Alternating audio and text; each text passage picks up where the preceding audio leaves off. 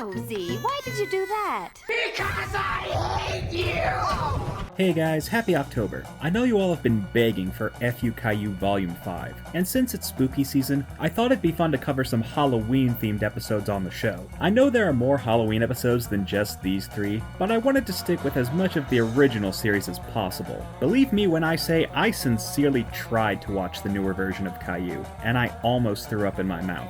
With Mommy and Daddy, I'm finding my way. And here I thought Arthur had the steepest decline in animation. Make sure to let me know in the comments which episode of Caillou I should cover next. Also, please remember to subscribe. Once we hit 40,000 subs, I'm going to tear the Barney movie to absolute shreds. So if you want me to do that sooner than later, please hit that subscribe button. Let's not waste any more time and delve right in. This video is brought to you by viewers like you.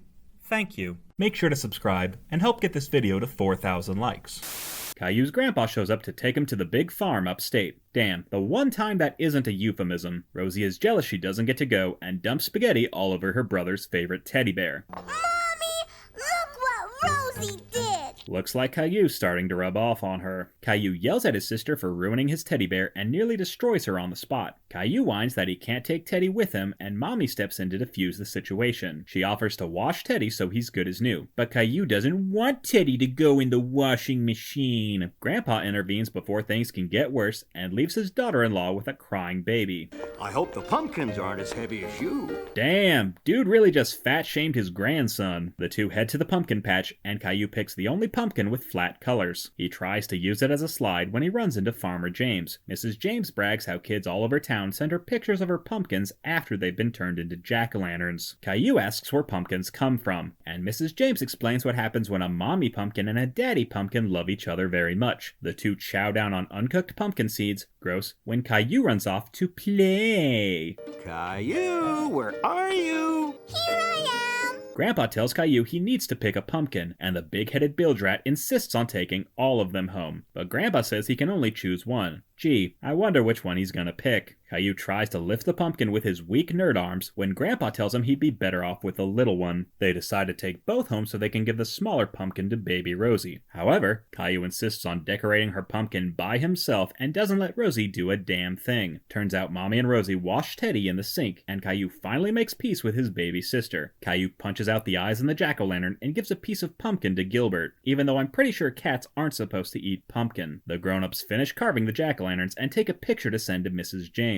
Turns out Daddy designed the larger pumpkin to look like Caillou's head. He even made it the same size. Let's review. Rosie got jealous of her brother and tried to destroy his teddy bear out of spite. Caillou then threw a major bitch fit and nearly killed his sister on the spot until his mom and grandpa intervened. He took his sweet time picking a pumpkin and couldn't even lift it by himself. And even when he finally made peace with his sister, he refused to let her help make a jack-o'-lantern. So, F you Rosie for acting like your brother and trying to ruin his favorite teddy bear. And of course, for hogging the pumpkins all to himself and refusing to let his little sister make a jack-o'-lantern. F you Caillou.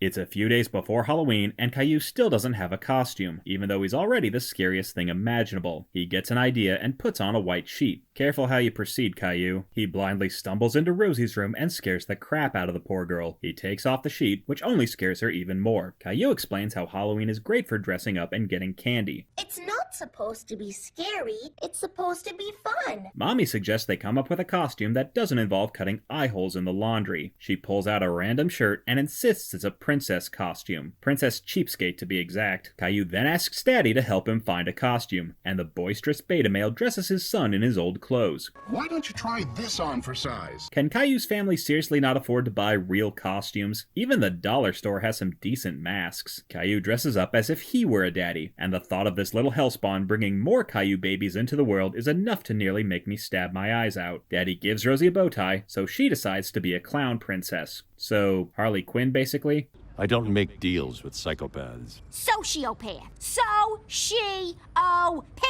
Caillou tries to move around in his creepy costume and nearly falls on his ass. Daddy insists they'll find a costume for him before Halloween, and Daddy turns out to be a big fat liar. Caillou's parents sit on their ass until Halloween night, and the bratty baby still doesn't have a costume. Caillou helps Mommy prep for trick-or-treaters by putting candy in baggies and drawing a jackass-o'-lantern. Caillou sulks that he still can't decide what he wants to be for Halloween. He goes rummaging through the basement, but only manages to find his dad's high heels. Just then, Caillou finds a blue fur boa and explains experiences his furry awakening. He has his mom dress him like a cat, along with Rosie, who is now a princess clown cat. Sure, why not? Caillou says his sister can't be 3 different things for Halloween, and Rosie tells him to back off. You can't be everything, Rosie. Rosie, princess, clown, and cat. Hell yeah, Rosie, you tell him. Caillou decides to ditch his fursona and tries to come up with something completely different. Daddy says Caillou should go as a monster, which is great since Caillou can just go dressed as himself. He puts on a swim cap, which is apparently too tight, since he starts to hallucinate his shadow coming to life and running away into the candy trees.